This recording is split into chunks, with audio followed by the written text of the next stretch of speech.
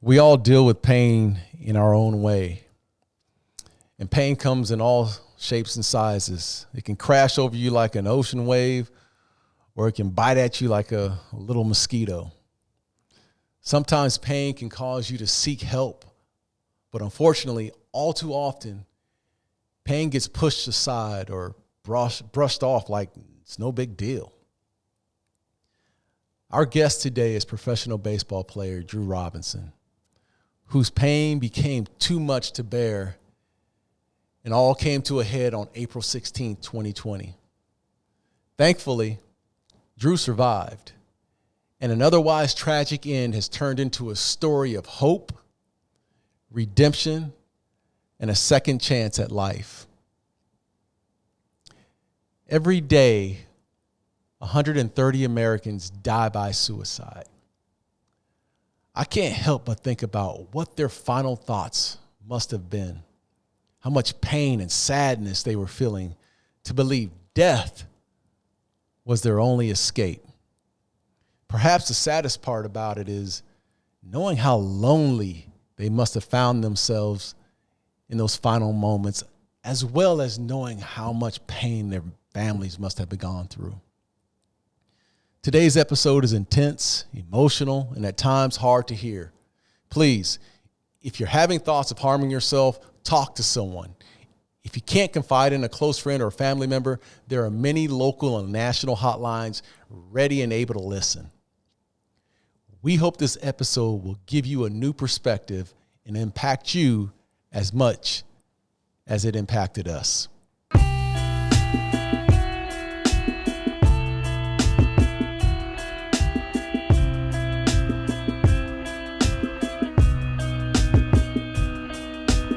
On April 16, 2020, Drew sat on his living room couch.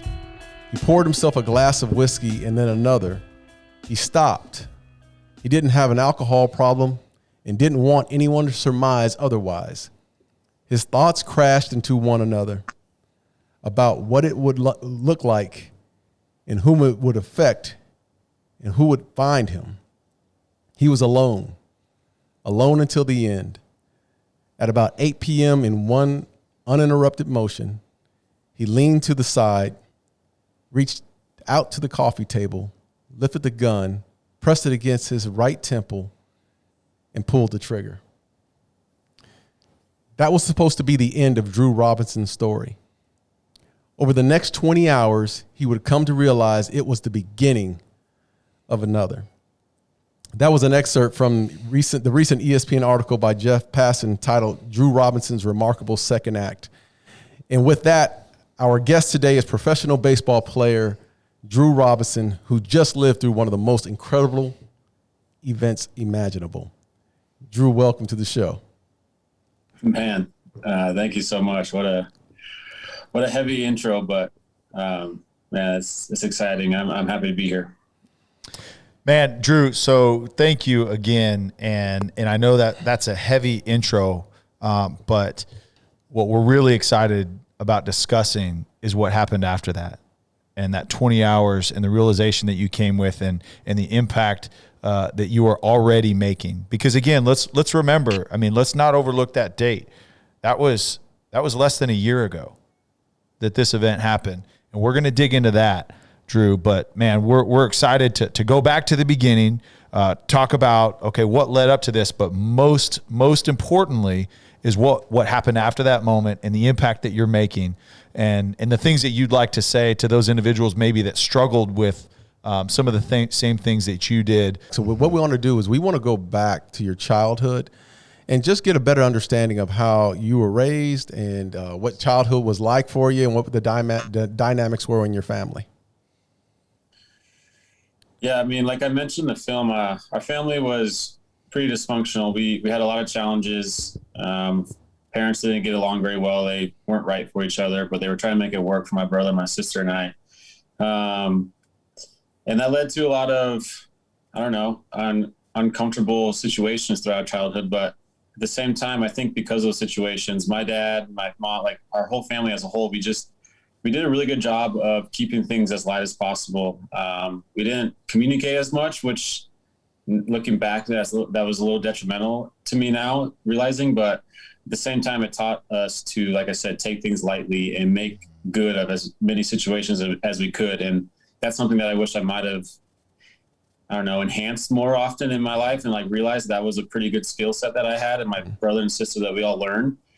But a lot of those challenges really weighed on myself and my brother and my sister. And with those, the other side of making light of things, we also found distractions. And for my brother and I, we found baseball and sports, and luckily that turned into a career for us. Yeah.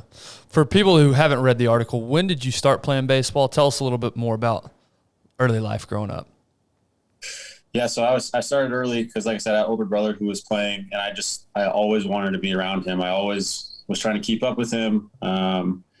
So I want to say I started like around 5 or 6, like normal T-ball stuff, and then just did the Little League lifestyle, the travel ball lifestyle, and just traveling all over the West Coast pretty much with my team. And then also I was the bat boy for my brother's team because I don't know, I guess I couldn't get enough baseball. I just always wanted to be around even more.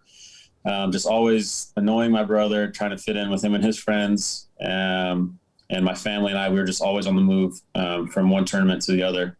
Were you in Vegas? You lived in Vegas, right? Yeah, Las Vegas. Yeah. Okay. My family's from LA, and they moved out to Vegas right before I was born. Okay, so what is it about baseball in Vegas?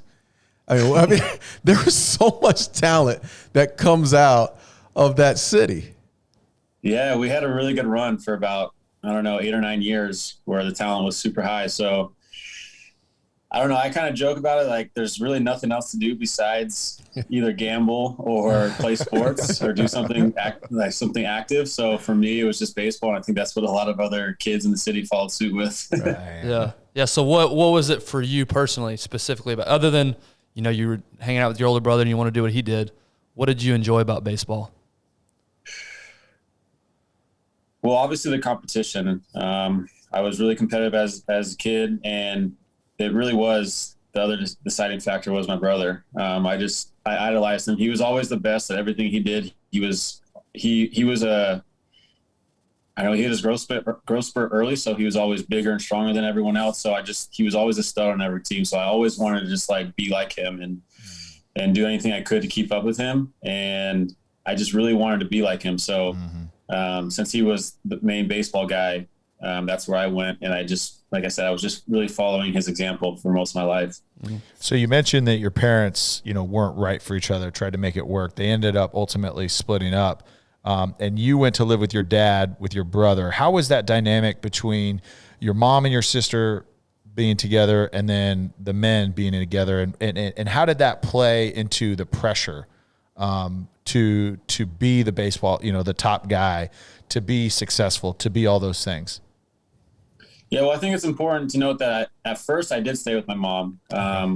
They split when I was in elementary school, and at first I was mainly with my mom up until going into high school is when I made the switch to more time with my dad, and that dynamic it was tough because I was hearing things a lot of one-sided bias, arguments from each parent. So I was trying to choose which one I wanted to believe most of my life. So that dynamic was tough. But once I got to high school and moved in with my dad and started kind of growing into myself, I guess, as my own athlete, instead of following my brother's footsteps, I definitely put a lot of pressure on myself. I don't know exactly where that stemmed from, if it was from something to do with the divorce or whatnot, but it was just always there. It was always like Passon described in the article, this companion that was always telling me to do more, be better, just nothing's good enough type thing. And ultimately, like I said, that turned out to be kind of detrimental, but I'm not exactly sure what the pressure was from. So in the article, there's an excerpt here. It says, there was something magnetic about Drew, even if it wasn't an obvious match. He could be loud, bombastic, always trying to look and act cool. The world could not see Drew how he saw himself, not as the jokester, but as the joke. So when was it in high school where you really started to kind of doubt yourself and to feel like, okay, hey, I've got this facade, right? I've got it all together. I'm the jokester. I'm funny. I'm super talented on the baseball field. But when did you start to have those thoughts in your mind that, hey, look, they're not seeing me for who I really am because I really believe that I'm the joke, not the jokester?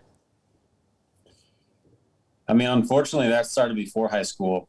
I always felt like I was the kind of in-between kid where I could fit in and get along with the cool kids, as you would say, and the other group, the other side of things. I always felt like I was kind of a little bit of everything. And I think just looking back, I just never had my own identity because I didn't know what I was really trying to blend in with and fit in with. So I was just kind of all over the place. And that created a lot of, I don't know, different personalities, I guess, where I could try to be the cool kid for a day and then try to be the class clown the next day. And then I would go home and just realize I would make myself believe that I was really just doing a lot of things that I thought were supposed to be done in whatever setting I was trying to fit in, instead of just genuinely being myself. And again, looking back, I realized that was another cool skill set that I had, was being able to kind of fit in with everyone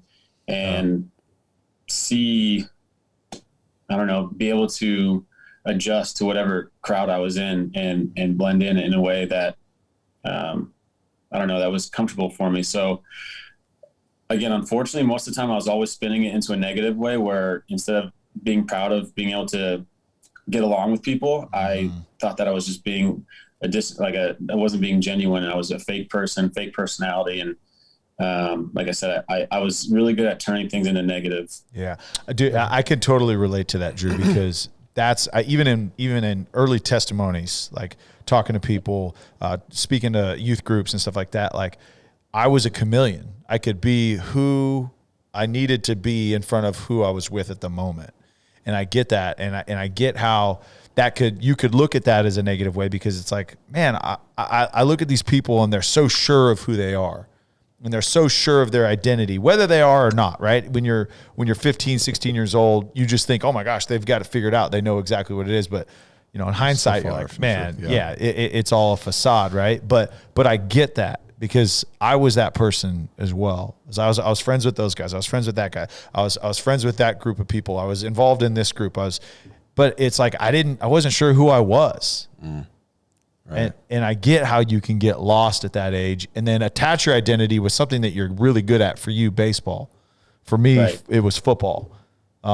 So talk us through that next step when. Well, hold on. Before we go there, the one thing I wanted to know is, listen, I have a young man, my son, who's gone through the club baseball experience, and there's a lot of failure through that process. Good times, but there's a lot of failure. And in baseball, if you get 3 hits out of 10, you're batting 300, brother, you are an all-star. How did you, as a young kid, deal with the failure that was right in front of you? Man, I didn't.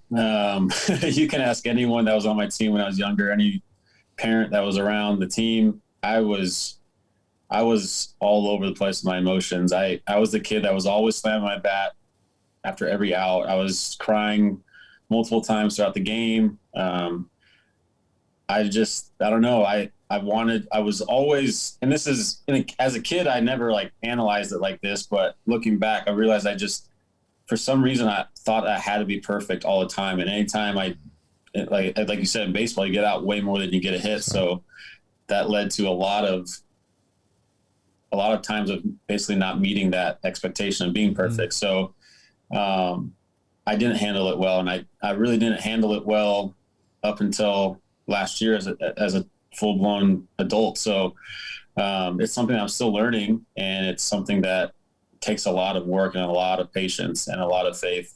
Yeah. I mean, it's interesting because at least what the article references is you were on the varsity as a freshman. And so clearly you were an unbelievable baseball player. For that much talent to be a freshman on varsity, that doesn't happen very often. So I guess the thought that I have in my head is, what if you didn't have baseball? Do you think it would have been easier to maybe, identify with or really know who the real Drew was? Do you think baseball had something to do with that?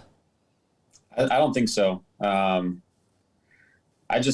I wasn't able to, like I said, I wasn't really able to analyze things in real time from like an objective mindset. But if anything, baseball has sped up the process of learning who I was. And I was just, I don't know.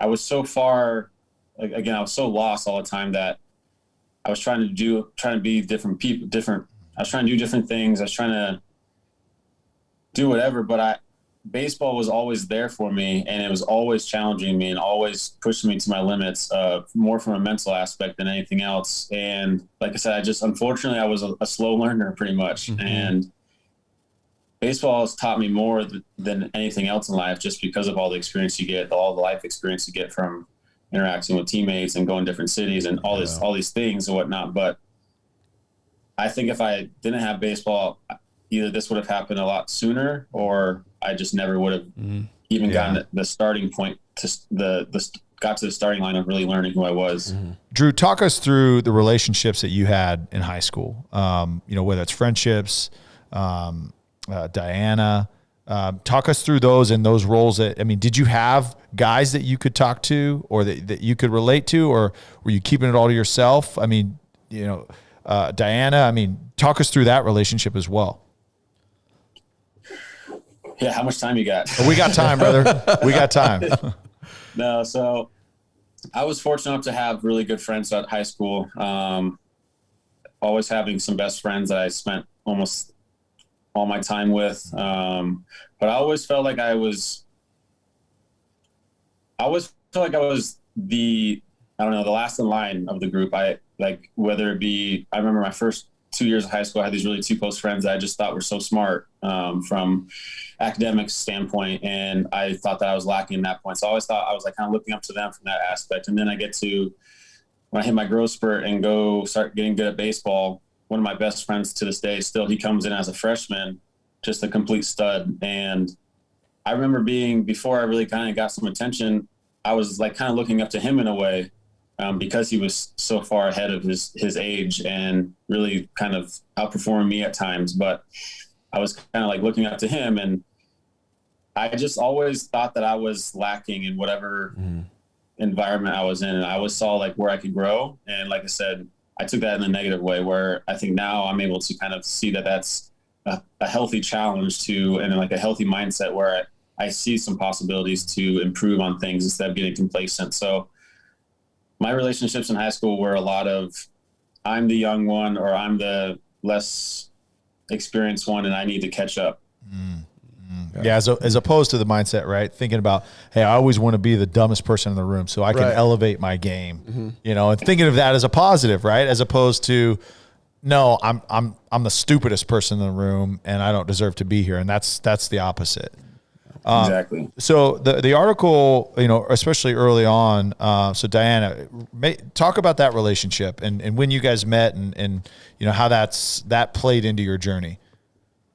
Yeah. So we officially met the last 3 days of high school. We were in the same grade, but we just never crossed paths. And it was the last couple of days of high school. So we had just gotten yearbooks and we were passing them around, and she just happened to be at one of the tables that I was having her friend sign my yearbook for. And I didn't want to be rude, so I asked if she wanted to sign. And that's back in the day, that was Instagram sliding. Oh, for sure. I put your number down too. And so she wrote a quick little thing and mentioned hey, you're a cutie, whatever. So that was her shooting her shot basically. And then we kind of sparked some quick flirting type conversations for the next year or two afterwards, and really just kind of eased into a relationship. And it took some time because I was always, after high school, I signed right away. So I was gone for 8 months a year. So we would keep in touch, and then I would leave. And then sometimes we would talk during the season. And she even came out to see me one of my early seasons in the minor leagues. And we didn't officially start dating until 2013. But like I said, we were in contact a lot, basically from the last couple of days of high school up until today, obviously. And how big was your high school class? If you didn't know who she was, that was my next question. Yeah, we had, I want to say we had over 500 in my senior class. All right. And I don't know, it blows our minds too, because like I said, one of my best friends was best friends with her best friend. And at times we would hang out with that person's best friend. Like somehow we just didn't meet each other. And, but she always gives me some flack about this because she knew who I was, and she mentions like, dang, whatever, like she'd see me in the hallway sometimes, and she always kind of goofs around. Like I knew from after second period, our sophomore year or junior year, whatever it was, I needed to meet you. I just knew that you were my person. So she kind of gives me some flack because it took me so long to realize it. But it always does. Us guys. We're busy. Busy. We got a lot on our minds. you have to slap us in the forehead to get us. So you referenced minor league. So you ended up getting drafted in the 4th round by the Texas Rangers in 2010 draft. And for those of you that don't follow baseball, that is an unbelievable big time. That's huge as a high schooler to be drafted that high. And so, and to a Texas team. And to the Rangers, for sure. We're here in Dallas, Drew. So but I have so many questions. I know we want to keep moving on, but I have so many questions about that draft process and the thoughts. Was this a family decision to enter the draft, or was college in your thought process as well? I mean, I went through the process of doing some recruiting trips, and it was definitely on our radar. But my brother had kind of set the bar high for me, and he was one of the top pitchers in the country. If it wasn't for an arm surgery, he probably would have been easily a first rounder, if not maybe one of the top, half of the first round picks. But so since he was kind of in pro ball, I wanted to follow his footsteps. So, and it's actually kind of funny because I signed with Nebraska with letter of intent, but I remember one day my senior year, the head coach for Nebraska calls me and was like, "Hey, what's up? You didn't apply for you missed the application process to apply for classes." And I was like, "Oh, my bad." Like I didn't even, it really was, I about that. I was going to be getting drafted in the first 5-ish rounds, and I was comfortable with that. So unfortunately, just whatever, I just got distracted, or just kind of got this, I don't know. Think about it. I didn't really have, college wasn't really on my radar as much as it maybe should have been, but I was ready to go to pro ball. That's what I thought. So I was preparing for it from basically the day my junior year ended, which is when I kind of had my breakout year. I got put on the map with my performance, and like I said, I had my growth spurt. All those things happened all in the same year. So pretty much the day that junior year ended, I was all in on working to get drafted. Yeah, I think baseball scholarships are very different than football scholarships. There's only a few guys on a college team that are on full scholarship, right? Because there's 14 scholarships to split between the whole team. Is that right? Yeah. I don't know if it's changed, but when I was going through the process, it was 11 for an entire roster, which is usually around 25 to 30 or something like that. So So either, hey, pay for your books and your room and board, or you could get drafted, make a little money, and go play ball full time. So was that? I got to go back on that. Was that decision based on you, or was that a family? Were your mom and dad involved in this decision as well? Yeah, it really was kind of on me. We didn't, like I said, we didn't communicate very much as a family, and I think just because my brother was playing pro ball, my dad and I just kind of assumed I had an opportunity, and I just, like I said, I just went all in on working out and getting ready for the possibility of being drafted. Right. So it just kind of worked itself out. And luckily it did end up working out the way we were hoping for. Did the excitement of getting drafted, or the excitement of the pre-draft, did any of that change your self-image at all? Did that help at all in that time? It didn't. It definitely changed my image. I'm not even gonna lie. I liked the attention. It made me feel good about myself, and it was kind of like a drug where I just wanted more of it. And I took that and put it into my work. I would wait. I don't know. I just created a really strong work ethic before I got drafted, and I was in high school and doing a lot more than I felt normal high school kids do. So, I kind of just got sidetracked there. Yeah. I forget the question. No, you're good. I was just wondering if it changed your self-image at all. And your confidence level. I think at times it did. I felt the confidence when I was around other people, I would say, but I never really let that kind of blend into my self-confidence. I always felt confident around others because I was able to compete and show that I was good, but I was never able to let it like translate to my self-confidence. I still felt like I was kind of slacking in areas. Yeah. Okay.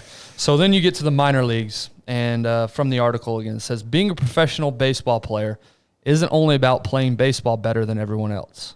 It's accelerated adulthood. It's an 18-year-old paying bills, managing disappointment, navigating politics, forging relationships, figuring out how to live in a universe designed to weed out the weak. Talk to us about that first year in the minor leagues and what that experience was like. A lot of unpreparedness, if that's a word. I didn't think things through before they happened. So I didn't ask questions before I got to Arizona for my rookie league. And I showed up with like the least amount of equipment possible. Like I showed up with a glove basically. I carried it in like a Walmart bag to the field, and I didn't have bats at the time. I didn't have like my cleats with me. And I remember like the clubhouse manager was just like kind of giving me that look like, what are you doing, man? Like you just don't play baseball. Where's all your stuff? And like, it was just, I was so unprepared for that aspect as well as with life in general. Like I said, how many 18-year-olds are prepared for that kind of stuff? Right. So yeah. it definitely created some feelings of feeling lost. So it was a challenge, but the Rangers did a really good job of helping us as much as they could. And we all were just kind of growing together. And like I said, in the moment, I didn't realize it at times, but looking back, I had a really good group of guys around me that was helping me more than I realized. That's awesome. Yeah.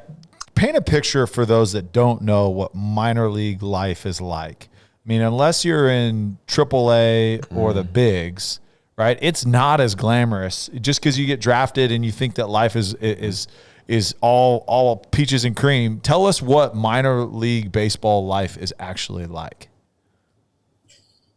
Yeah, it's for sure grind. Like I said in the film, I think, or the article, you kind of get a taste of this sport that you've loved your whole life kind of turning into a job at times. And I don't say that in a bad way, but it's just, there's a lot of hours spent at the field. There's not a lot of off days. I think, I don't know, I don't remember the lower levels, but I know in like AAA and AA, we would be playing like 140 games, like 53 days or something crazy like that. So there's not a lot of downtime, and most of the time you're at the field for anywhere from 10 to 11 hours at a time, and you got to come back the next day. And unfortunately, just kind of paying your dues at the lower levels in the minor leagues before you start creeping into the big leagues, you're also not getting paid very well at the time. So you're spending a lot of time doing a lot of work, not seeing results at times,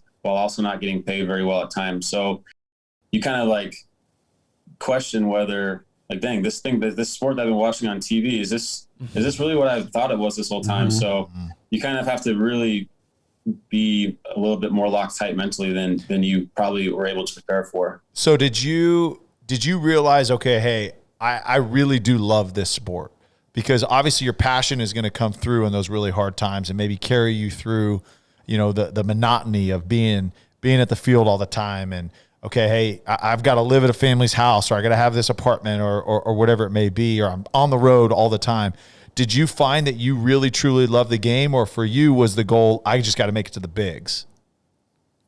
Yeah, for a while it was just make it to the bigs. And now as I'm getting older, I've realized that I love baseball so much for so many different reasons that I would have ever guessed as a kid. I love it for the relationships with my teammates, my coaches, the interactions you have with whoever throughout the day, proving yourself that you can get through these really challenging times. And like, I don't know, like I said, at time when I was younger, I would have just guessed, yeah, I love it because you get to compete, you get to play a sport for a living, and you get to do it on a stage basically. And those are all the things that make it the most challenging at times. So I realized I did realize I definitely love baseball, but it was for a lot of different reasons that I probably would have guessed. Yeah, so you had a lot of ups and downs, but then in 2017, you make the opening day roster for the Rangers. What was that like? Now, you finally get there to the show. What was the feeling like then? I mean, you really can't describe it. It was wild because it was kind of like, and maybe this is like my old self talking, but my initial making the team or getting called up was pretty up and down, just like my minor league career, because I was kind of like the last guy standing for this position. But since I was kind of younger and kind of still a prospect, and I was competing for a bench role, which I wouldn't have been able to play that much. The team didn't really want me sitting on the bench when I could have been developing more in the minor league. So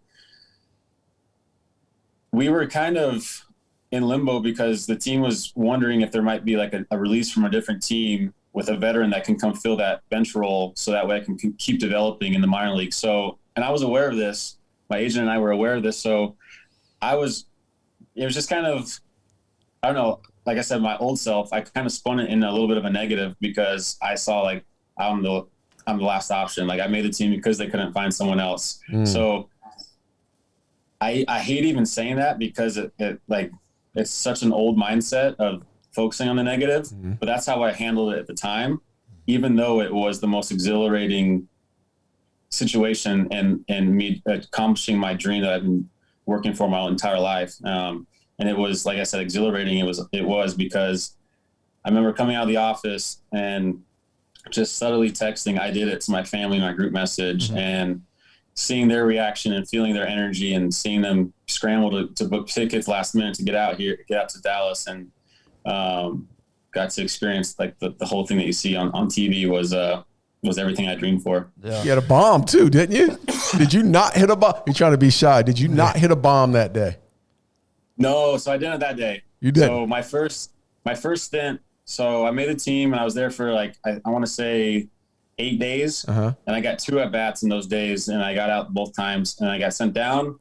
And then I came up a couple times in between and didn't play. But then June 25th, I got my first start, and my first hit was a bomb. Yeah. Yes. That's amazing.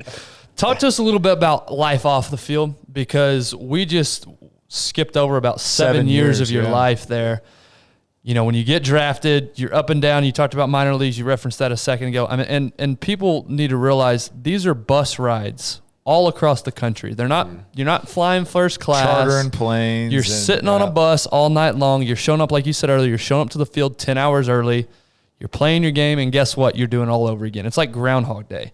And you're doing that for 7 years.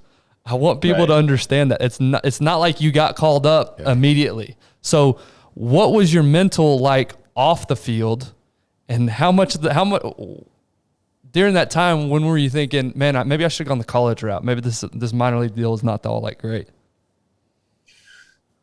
I never really had the thought that I should have gone to college. I thought that it was working out for me, and I always kind of had this sense that it might work out, even in between being like super negative and being hard on myself. I always kind of had this really small belief that somehow I'm going to figure it out, because I did have 2 horrible seasons in the minor leagues of hitting under 200 for the whole season. So I definitely had a roller coaster of a career in the minor leagues from a performance standpoint, and an even more so roller coaster career mentally. So, but yeah, like you mentioned, it's a lot of bus rides. It's a lot of, and those people hear that and think, well, okay, but it's a bus ride after you just got done playing a game, and the bus is leaving at midnight, and you're driving from midnight until 8 a.m., 9 a.m. the next morning, getting into the hotel, having breakfast, taking a quick nap, and then you're at the field again at 2 p.m. for the game that in a different city that starts at 7 o'clock that next night. So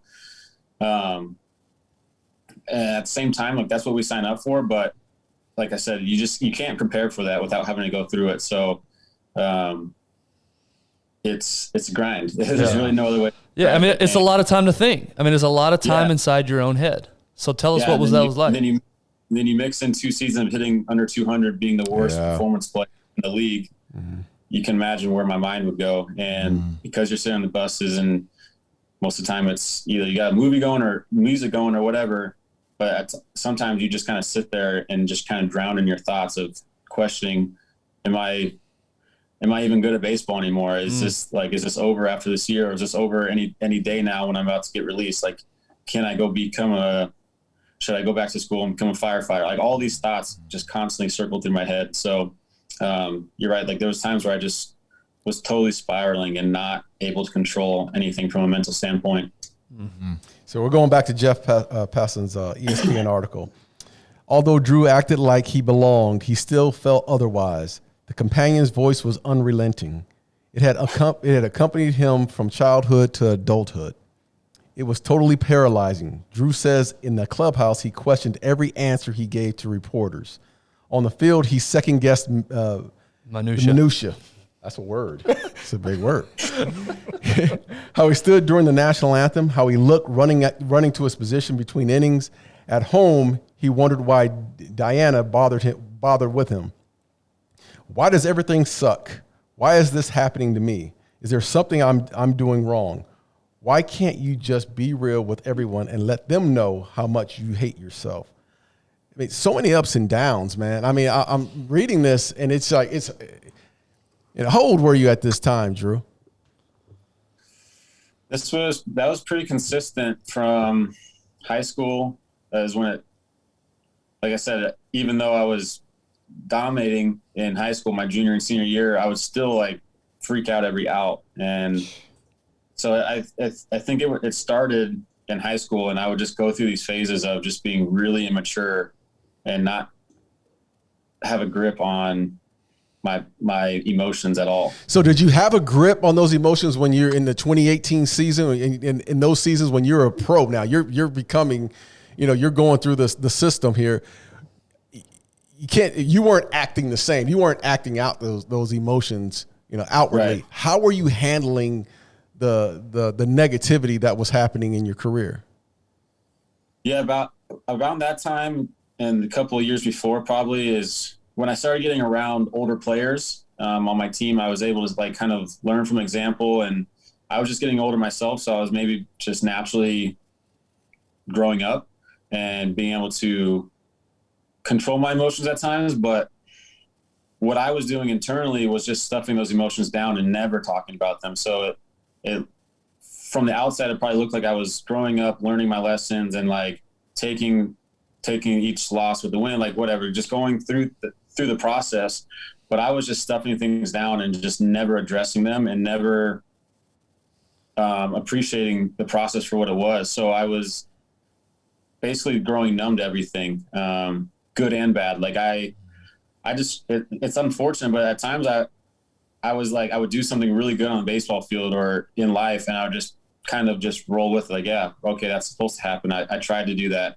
And then when something bad would happen, I would just say, that's just life, like whatever.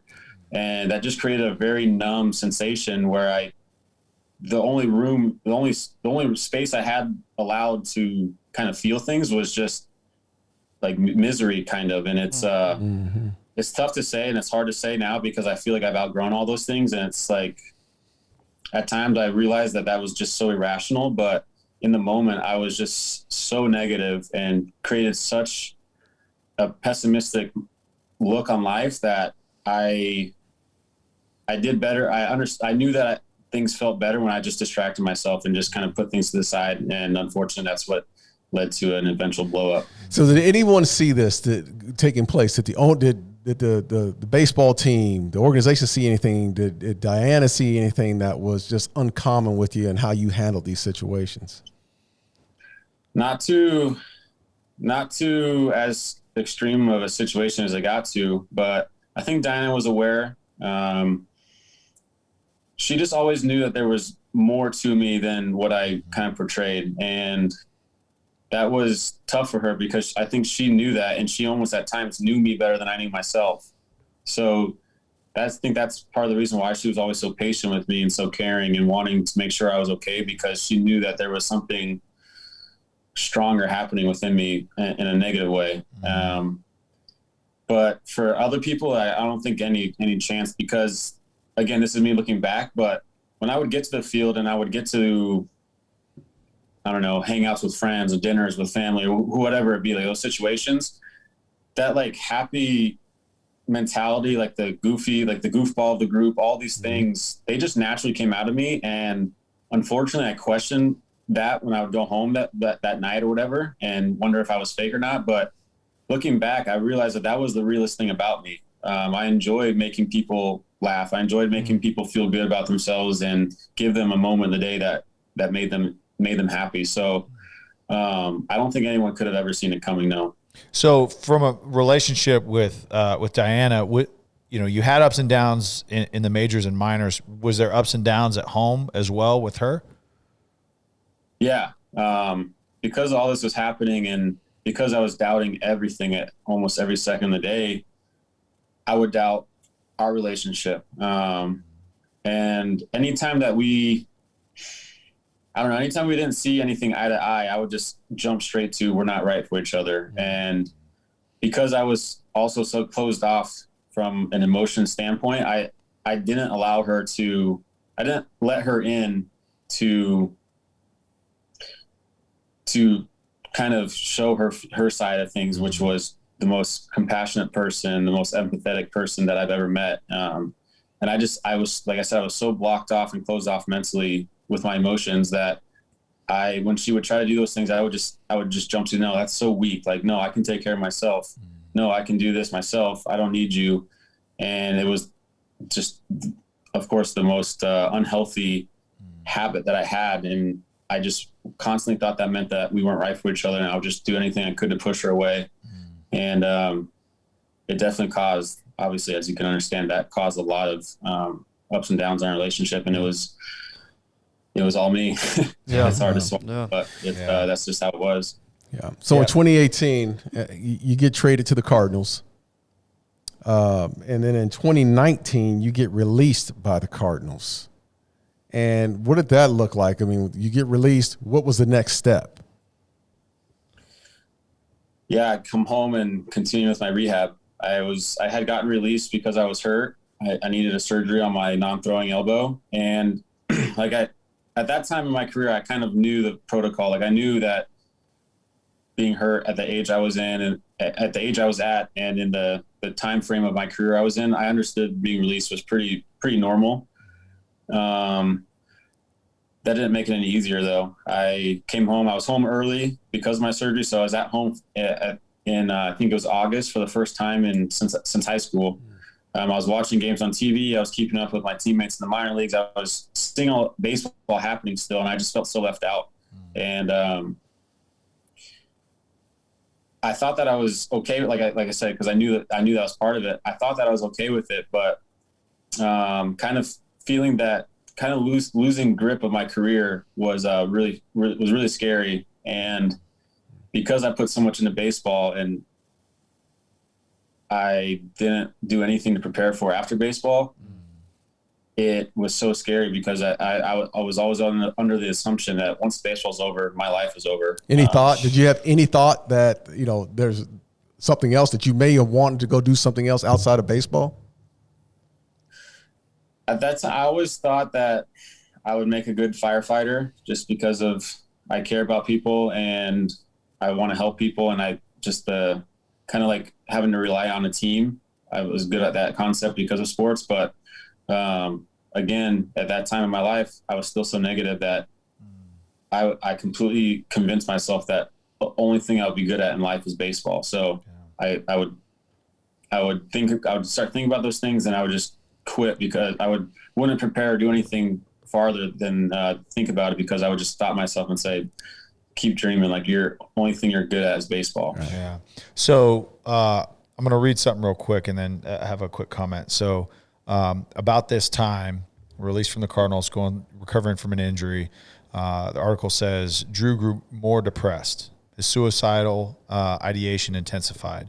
He understood he needed help. He started to see a therapist. He read self-development books. He wanted to see himself the way he believed everyone else saw themselves.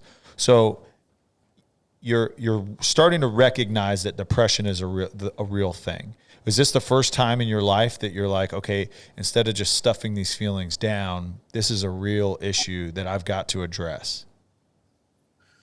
It was the first time that I took real action. In between the 2017 and 2018 season, I realized that I was dealing with some pretty severe anxiety, and I reached out to the Rangers medical staff, and I actually got started on an antidepressant.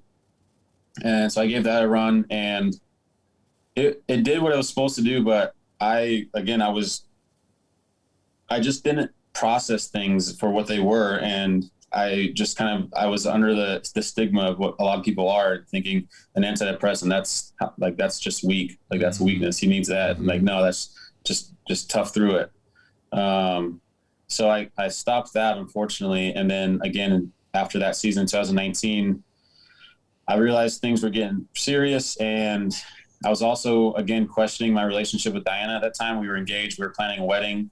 And I went down that same rabbit hole of questioning our relationships, questioning myself.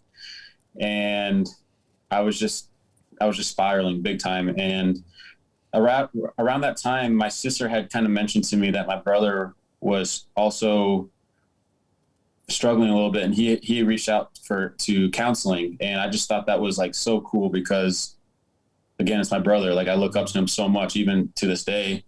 And because he did it, I felt comfortable enough to do it myself. And unfortunately, I did all that work and read all those books and looked at it with a pessimistic mindset again, as look how far away I am from where I want to be. All this work I'm doing, I still feel like crap. And instead of just understanding that that's kind of part of the process, you have to kind of get everything out first and let it all on the table and address them.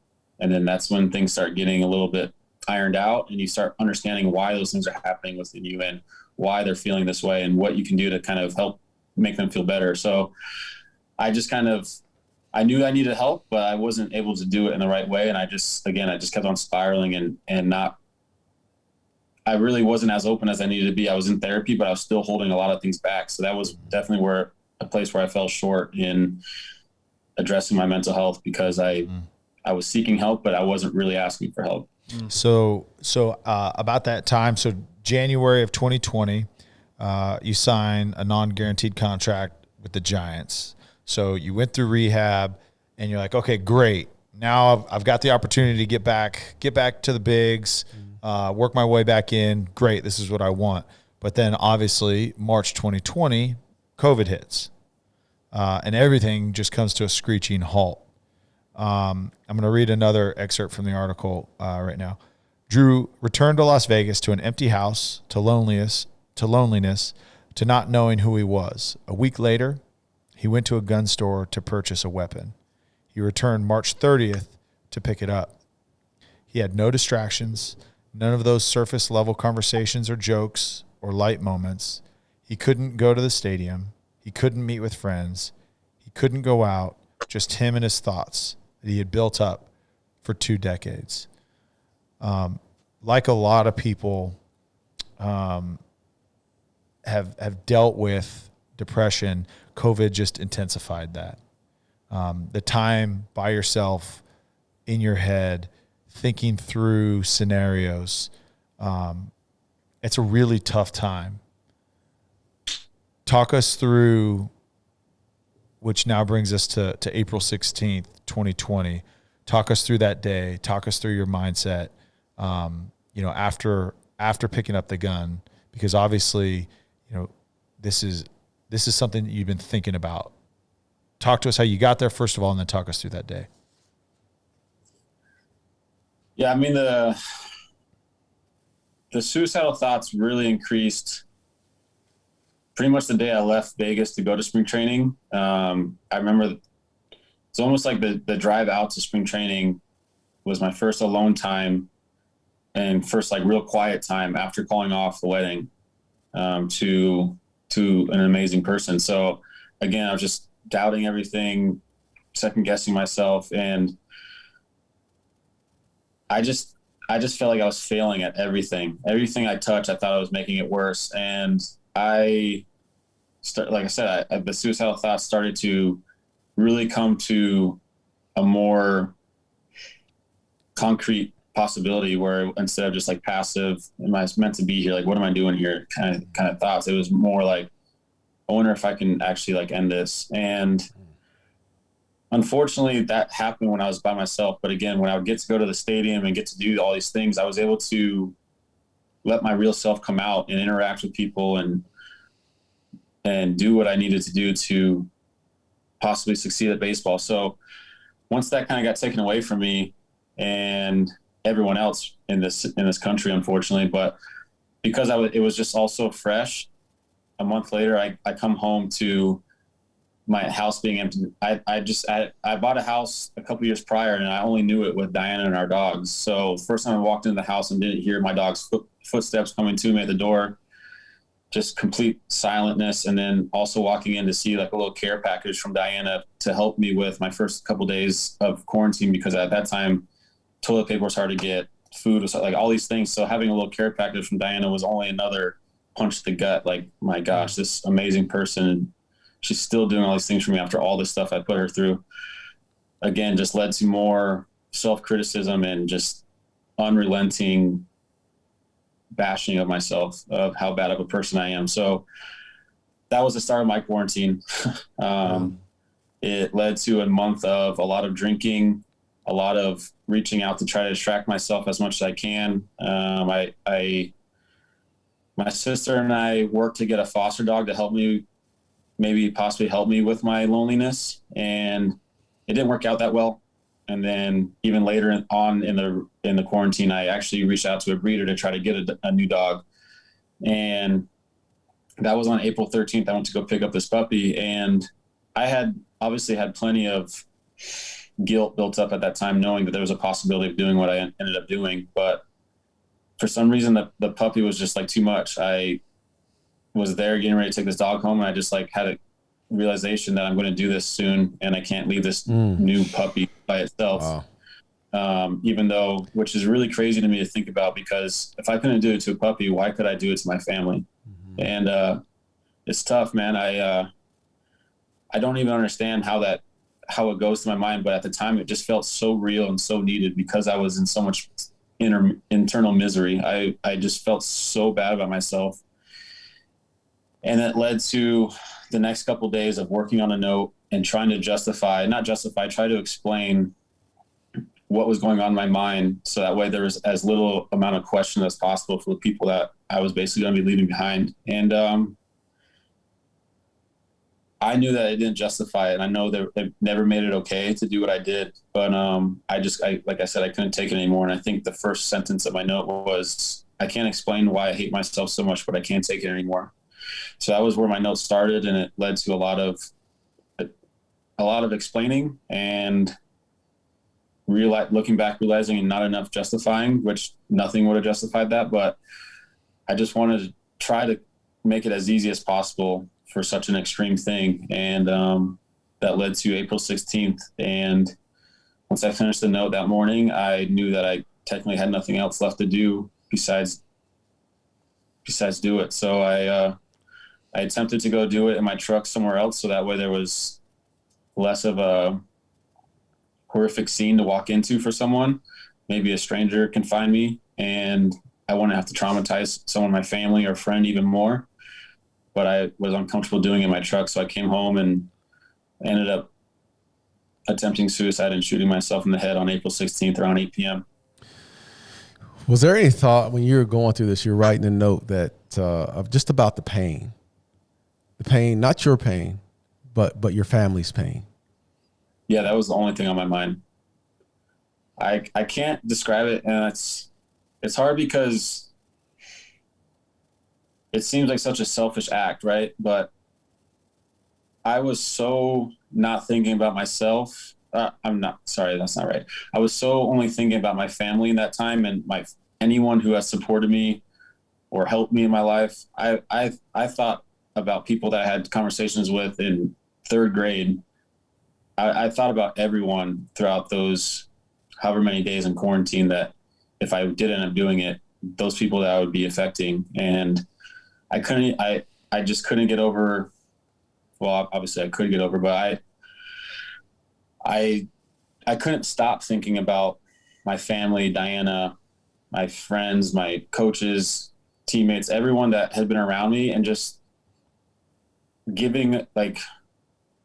putting my ego to the side and realizing that would have just devastated them. But like I said, I was in so much internal battle with myself that I was so mentally exhausted, and just exhausted that led to physical exhaustion as well.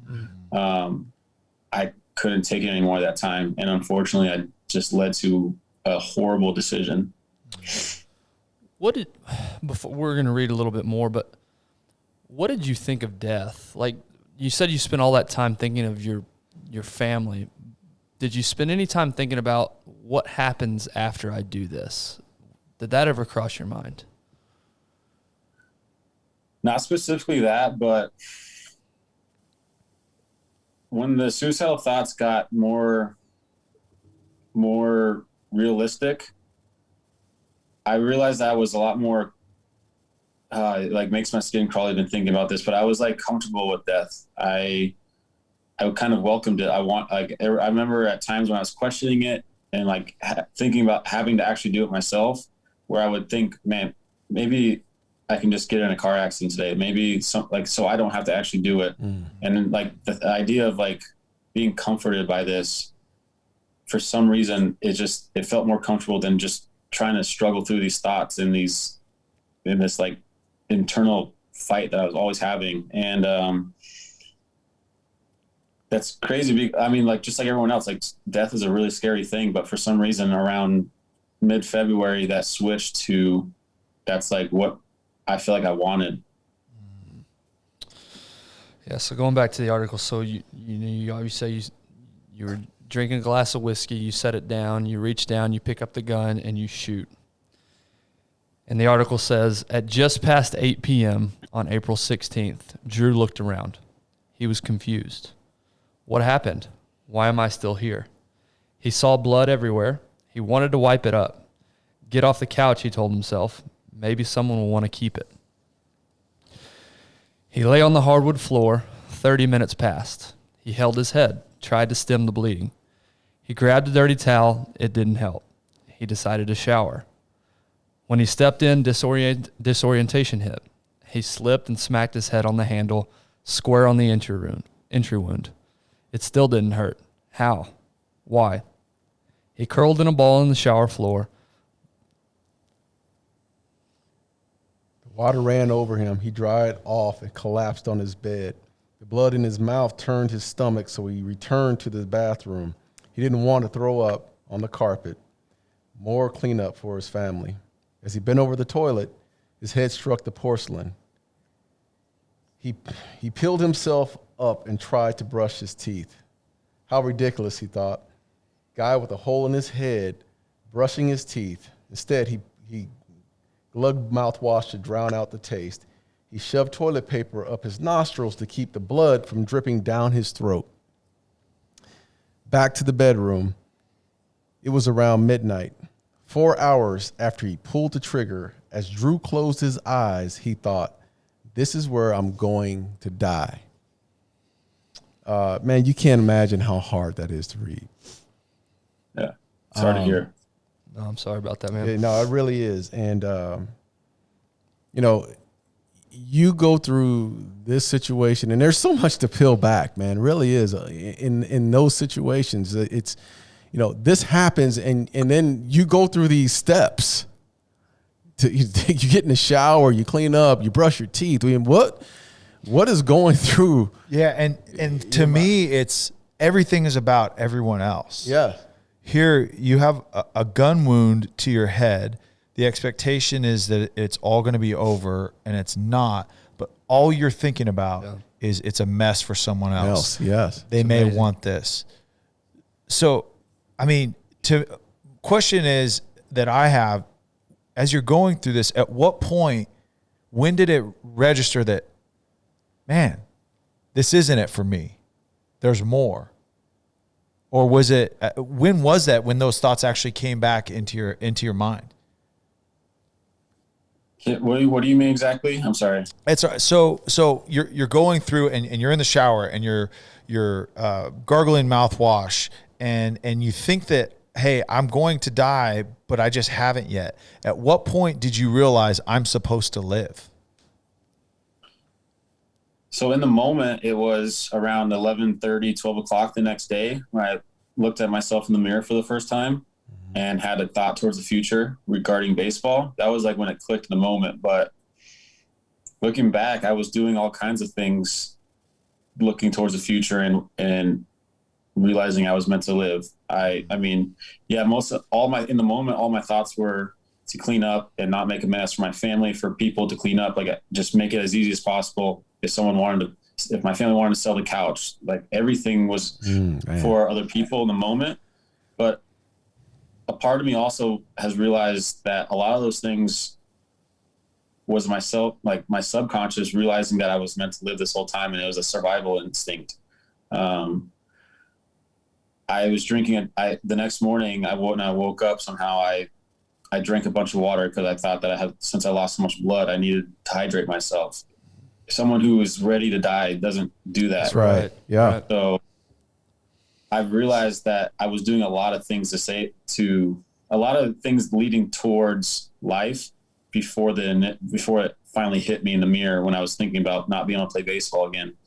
And then I caught myself and I was like, oh my, like in this moment, we're worried about playing baseball. And then I caught myself again and thought, well, if we're thinking about playing baseball, then we must be thinking towards the future and surviving this. So what are we going to do? So that's when it kind of clicked. And then there was a time frame of a couple hours of wondering if that's really what I wanted. So I laid there for a couple more hours trying to contemplate, going back and forth which decision I wanted to make. Because most of the morning I was in so much pain the next morning that I had a ton of thoughts of just doing it again, just from a pure take me out of my misery type mindset. So from noon until about 3:15ish, it was only two thoughts going through my mind. It was trying again or calling 911. And I think the craziest thing about that whole morning was around 9:30. A lot of times I was also laying on the floor of my bed because I didn't want to, or at the floor of my room because I didn't want to dirty my bed. Because again, like I didn't want to, maybe my family would use it or sell it. But I was laying on the floor and I heard my phone go off. Didn't think anything of it. But later when I was walking back from the living room into the eventual mirror time in my bathroom, I had grabbed my phone around that time too. And after I had the moment in the mirror, I went and laid on my bed and checked my phone for the first time. And there was two messages from my dad. First one was, "Hey, is it okay to use your garage in 10 minutes?" And while I was laying on the floor earlier, like around 9:30 again, I remember I was hearing banging outside, but I remember thinking like, dang, that sounds very close to my house. Like, what is that? But again, like obviously circumstances, I didn't go look, and then the second text message was from my dad, said, "Thanks, see you later," or something. It was something, but just saying thank you. So my dad was at my house working out in my garage while all this was unfolding. Wow. And it just blows my mind, the idea of maybe him walking in, and he wouldn't. That's the thing. That's the kind of guy he is. He's just so respectful that he wouldn't have come in without permission. But if for some reason he did, and he walked in on that and saw that, I can't even imagine what a father would have done. And especially someone who cares about me as much as a father that cares about me as much as he does. So all that was happening. And yeah, leading up to about 3:00, I made my way back out to the couch because I knew, again, I was in so much pain and I was just suffering physically as much as I was mentally finally. And I made it out to the couch where my gun was and where I did it the night before, and held my gun in my left hand and held my phone, dialed 911 in my right hand, and just sat there and stared at them for 15, 20 minutes and eventually chose life. Yeah, man. So you chose life. That's beautiful. That is beautiful, man. That really is. And, so who was the next call to? Did you call family? Did you call the paramedics? No, yeah. I called 911. Stayed on the phone with the dispatcher for the time that it took for police to arrive at my house. I want to say it was about 10 to 12 minutes from the initial call until the crew or the police were at my house, and they sent they sent plenty of backup because initially they thought this was either a hostage situation or an ambush, because who can shoot themselves the night before, survive, think coherently enough to call it themselves? Like, it's not believable. So this must be something else. So they came in guns blazing and sent about 18 cops, something like that, ready for some kind of a movie scene. So they come in, take you to the hospital. What was that first conversation like with your family? So when I got to the hospital, I remember the last part of my really good memory of this whole thing was being wheeled through the doors of the hospital. From then until after I woke up to my first surgery, my memory is kind of in and out. And I remember 2 separate times trying to hold the phone up to my face while I was in the hospital before my surgery. And it just hurting really bad. So I remember that. And then later on, like having conversations with my family, piecing it together, that those are phone calls with my brother and one of my best friends. And once my brother refreshed my memory of what we talked about, it's just, it's powerful stuff, man. He calls to try to figure out what's happening, obviously, because unfortunately, this kind of spread quickly. And there was some rumor, like the news had spread relatively quickly throughout the city, especially the baseball community, that something serious had happened to me. So my brother was calling everywhere, finally got a hold of UMC and got a hold of me, because before he called UMC, UMC is the hospital that I was at. They called my sister because I had put her as my emergency contact, but I said, don't tell her what happened. And since I was an adult, they respected that, but they were able to call and tell her that we have your brother and he's alive and breathing. But that was the only thing they were able to tell her. So of course what do you mean? Like, I need more. But because I said, I don't want anyone to know yet, they couldn't tell her. So her and my brother freaking out, trying to figure out what's happening. So my brother eventually gets through to me, and I just tell him, yeah, it's true. Like, what you've heard is true. And we have a little conversation, and he's trying to wrap his head around it. And I didn't remember this until he told me, but then it clicked. It like kind of came back to me after we had some conversations after I eventually got home. But at one point in the conversation, he was talking, and I just started repeating, "I'm meant to be alive, Chad. I'm meant to be alive." And it just got stronger and louder with it. And I'm meant to be alive. I'm meant to be alive. He was talking the whole time. He's trying to figure things out. And I just kept on saying, I'm meant to be alive. And before then that was before I was even really addressed from a medical standpoint. I didn't go through my first surgery yet. I was still getting analyzed. And it was just kind of like the start of this powerful experience of awakening, I guess, and like understanding my true calling. So how many surgeries did you go through this process? I ended up having 4, which to me is another miracle in itself. To only have 4. I've seen the pictures of when I first got to the hospital and what I looked like, and obviously understanding what I did to only have 4 surgeries. And one of them was 2 months, almost 2 months after. So to only have to really go through 3 surgeries was pretty insane to me. Right. So I had the first one to try to control the damage and the trauma that night and try to salvage my right eye. And then a couple of days later, I had some like the eye socket reconstruction and put some plates and screws in my face. And then I had a spinal tap because I had some fractures at the base of my skull that was creating some cerebral spinal fluid leakage, which is the more severe concern at that time. But luckily those fractures kind of healed up naturally, and the leakage stopped after some time. And that led to the eventual June 11th removal of my right eye. So all things considered, besides the amount of pain that I was in for months, it's just mind blowing. It's nothing about it makes any sense on paper. All right. That was, by the way, I mean, the amount of strength that it took just to get through that is incredible. But man, I think it's important to note how it empowers me. I've been very fortunate that waking up from my first surgery, I felt that sense of strength and empowerment, and the understanding that that this was supposed to happen for whatever reason, and to use it in a positive way to help people not have to go through that, to kind of feel this enlightenment. And I just think it's important to note that I'm like totally empowered by this whole process. I love that. It's really hard to talk about, and it's hard to put myself back in some of those things, but the more I talk about it, the more clear it gets, the more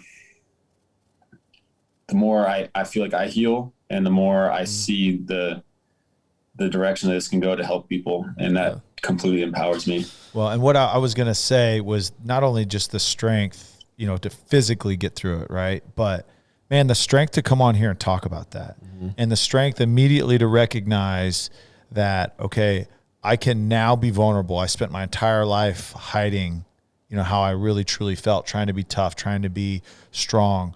And then the strength to say, no, like I can talk about this, the most vulnerable moment in my entire life.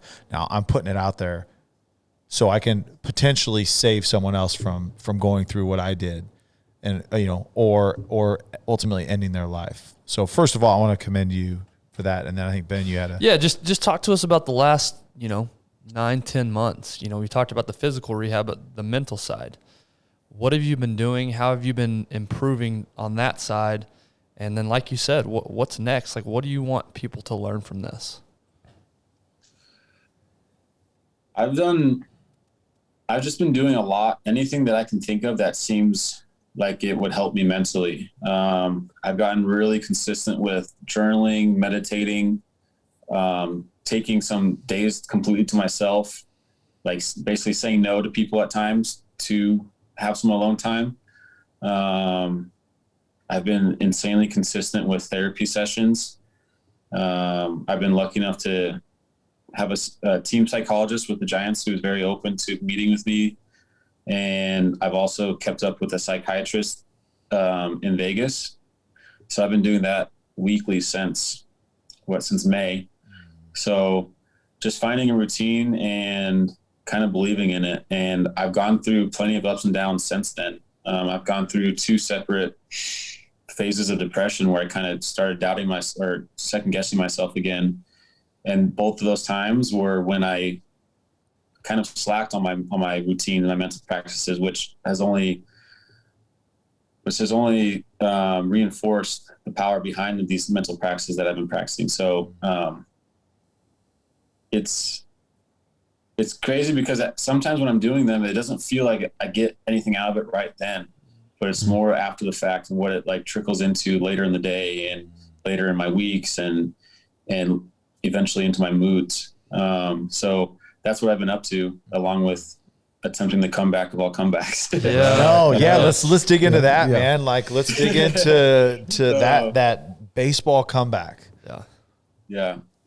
But I think it's also important to like when you ask like what I want people to know from this is it's interesting because even in the E60 interviews and doing interviews since the release, I keep on trying to find like earth-shattering quotes and life-changing advice and how to word these things to make it click with someone. But I've been in those shoes where I've heard like pretty inspiring things, and because I was so lost, I was like closed off where I wouldn't even accept them. So I always come back to just talk to someone, just people who are struggling, who feel anything similar to what I was going through, self-hate, hopelessness, whatever. Just talk to someone, like literally anybody. It doesn't need to be a professional setting. It doesn't need to be a family member, like someone. But if you're lucky enough to have a family member, talk to them. If you're lucky enough to be able to set up an appointment to see a therapist, put the ego to the side and just talk to someone. And I promise you it'll save your life. Yeah, there's so many, kids that are out there that, specifically in high school here in Texas where we are, we've had so much, suicide's it's just been a big part of the last few years, and it's just like it's gotten bigger and bigger, specifically through COVID and all. And your message and your ability to stand here, like Tyler said, and have these conversations, man, are inspiring. Really are, because there's so many kids and adults that are out there that are battling depression. And like you said, your message is just talk, communicate, have that conversation. And it's not, maybe that's not the end all, but that's a start. Great start. Yeah, That's a it's start. the best starting point. Yeah. It's strong. It is seriously the strongest thing you can do. You can't pour from an empty cup. So if you're trying to take care of people around you, if you're trying to take care of yourself, but you don't put the work in, you can't pour yourself into yourself. Like, you can't do it from an empty cup. So having a little bit of a fuel tank from some of these practices of self-love and putting, like I said, putting the ego to the side, which is a big one. I still struggle with that big time today. And that was the biggest thing that was holding me back before. I just had this sense of like what you're supposed to do, what life's really like. Like, no, it's supposed to be hard. If it was easy, everyone would do it, which is true to a sense, but there's also a balance of not doing it to a level where you're completely tearing yourself down. So put the ego to the side, practice some self-love, and do some of the things that feel really corny at first, but eventually you'll get to a point where you'll feel weird not doing them. Right. I think the idea of vulnerability, you mentioned earlier that your brother, it was really encouraging to you for your brother to admit, hey, I need to go talk to somebody, and think about the impact you can make to yourself and to others around you if you are vulnerable and do have those conversations. I just think about, depression is like you mentioned, oh, that's weak, right? Like that's weakness. Don't address that. But the reality is Drew, as you're talking, 95% of the thoughts that were going through your head in high school, I've had those same thoughts. Yeah. Literally standing on the sideline, national anthem, I'm thinking, okay, I mean, do I look like a football player standing next to Tyron Smith? Do I belong here? Do I this? Like, I have had those thoughts my entire life going through my head. And, I was lucky to have people that I could have those conversations with. But for so long, you have to be tough and you have to be this warrior that doesn't have any weakness. And I think that couldn't be further from the truth. I think the true warriors are the ones that can have these conversations right now. Yeah. And share the things that you struggle with. The balance is like, there's times where toughness calls, but there's also a lot of times that vulnerability calls, and being real with yourself and knowing that you can help yourself here. And like I said, it's a total strength. Like, I kind of described it a couple of times where, like, for me, it's baseball is easy to talk about, but if my teammate is able to hit 50 home runs in a season, that's like one of the most impressive things. That's a skill set. Because not everyone is able to do it at that time. So in the same way, if someone that reaches out for help compared to like the rest of the room who feels it's uncomfortable to reach out, that person's able to do something that not a lot of other people are able to do. Really good, Why isn't that considered a skill set and a strength? Yeah. So, and you can look at it a bunch of different ways in comparison with like going to the gym. If you mentioned to one of your coworkers, your teammates, I just ran 5 miles this morning, everyone's going to say like, oh man, congrats. Like, good for you. That's awesome. I wish I could have done that this morning or whatever. If you come in and say the same thing, I just went and did a mental practice today, they'd probably say, oh, that's great too. But as soon as you mention, yeah, my mental practice was therapy, I feel like there's like almost like a hesitation, like, is something like, okay. But I want to get it to the point where it's like talked about in the same like casual way as going to the gym. Like, yeah, I got to go to the gym today, so I can't come today. Same way as I can't come tonight. I have a therapy session with my therapist. Like, be strong with it and be confident in it, because like I said, you're helping yourself. And once you help yourself, you're able to help the people around you, which is what a lot of people really want. They want to be able to help other people around them. Yeah. So the moment you decide to take care of yourself and help yourself, it bleeds into your relationships, your interactions with whoever, and you start to end up taking care of other people by leading by example. That's awesome. Yeah, it is. Well said. So what's next, man? What's next on the path? Yeah, talk to us about the comeback of the century. Yeah, baseball. It's back. I was fortunate enough to come out of this. Besides losing my eye, all my body functionality is all normal. So I'm able to practice. I'm able to work out. I've been able to do everything like I normally would. And I've basically been in an off-season regimen since July which is when I was cleared to start doing activity. And it kind of really started as me going to say goodbye to baseball. The first time I went to the cages, I just lost an eye. I went through what I went through. I was under the impression like baseball's over. So I wanted to kind of say goodbye to it. So I went to the cages and took a couple swings to have that last little feeling of whatever, making contact with the bat and ball and whatnot, and just closing that chapter of my life. But I got to the cages and took a couple swings, and visually it felt pretty similar. So I was like, wait a minute, like, let me go back and flip a couple to me. Let me see if I can track a couple. Same thing. Visually, it felt pretty similar. And this is after basically laying down flat for like 3 months. So I was like, okay, well, that felt whatever. I'll come back tomorrow. Let me see if this was just a fluke. The next day I had my guys that helped me at the cages throw me some overhand batting practice. And again, it felt pretty similar visually. So I was like, am I crazy to think that I can, like, maybe I can try to play with one eye? Like that was very early on. Obviously I had just lost like 28 pounds. I was skinny. Had a bunch of challenges ahead of me. I was still in a crazy amount of pain daily. But baseball was always there for me. And I was just thinking, how crazy would it be to try to play again? And I kind of eased into it, but then literally within maybe 2 or 3 weeks, I was I was fully convinced myself that I could play baseball again. And this was not too long after having trouble filling up a cup of water in the sink with depth perception. So the fact that I went from having trouble filling a cup of water to a couple of months later tracking baseball and making contact with it consistently to now almost a year later, taking live at bats off pitching, tracking off speed pitches, deciding whether to swing or not at balls and strikes, and eventually convincing the Giants to give me a minor league contract and let me prove myself and prove to them that I am capable of doing this. The next step is spring training whenever minor league spring training starts, and this comeback is happening. Yes. That's unreal, man. Because logistically, like, your right eye is your lead eye as a lefty hitter.